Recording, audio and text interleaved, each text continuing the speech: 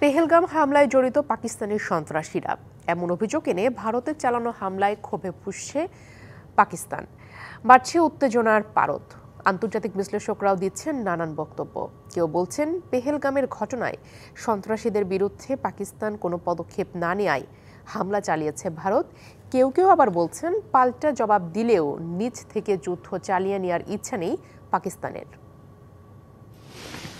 পেহেলগাম হামলার জেরে দক্ষিণ এশিয়ার চিরবৈরী দুই দেশ ভারত পাকিস্তানের সম্পর্ক রূপ নিয়েছে পূর্ণমাত্রার সামরিক সংঘাতে। মঙ্গলবার দিবাগত রাতে পাকিস্তানের ভূখণ্ডে ভারতের হামলা চালানোর পর ইসলামাবাদও পাল্টা জবাব দিয়েছে। দুই দেশেই ঘটেছে প্রাণহানি, বেড়েই চলছে উত্তেজনা। পাল্টাপাল্টি হুঁশিয়ারি ও মন্তব্য করছে ইসলামাবাদ ও দিল্লি। জেনেক্সে শিফট করো, লাইফকে লিফট করো। এমন পরিস্থিতি নিয়ে পাকিস্তান প্রবাসী বাংলাদেশি সাংবাদিক মাসকাওয়াত আহসান জানান, ভারতের হামলার পাল্টা জবাব দিতে চাইলেও নিজ থেকে আগ্রাসী হতে চায় না ইসলামাবাদ।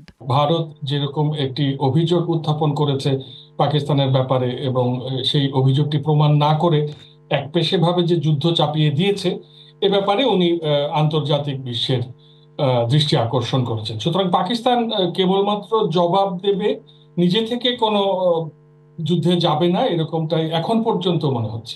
অপরদিকে ভারতীয় সাংবাদিক গৌতম লাহিড়ী মনে করেন, পেহেলগাম হত্যাকাণ্ডে জড়িত সন্ত্রাসীদের বিরুদ্ধে কোনো ব্যবস্থা নেয়নি পাকিস্তান, তাই শুধুমাত্র সন্ত্রাসীদের লক্ষ্য করে এই হামলা চালিয়েছে ভারত।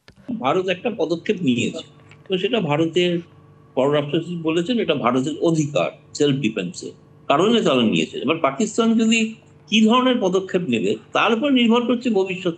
এছাড়া ভারতের আন্তর্জাতিক সম্পর্ক বিশ্লেষক অয়নজিৎ সেনের দাবি, পাকিস্তানে থাকা জঙ্গিদের দমনে অপারেশন সিঁদুর সফল হয়েছে দিল্লি। দায়টা কার? দায়টা পাকিস্তানের সরকারের।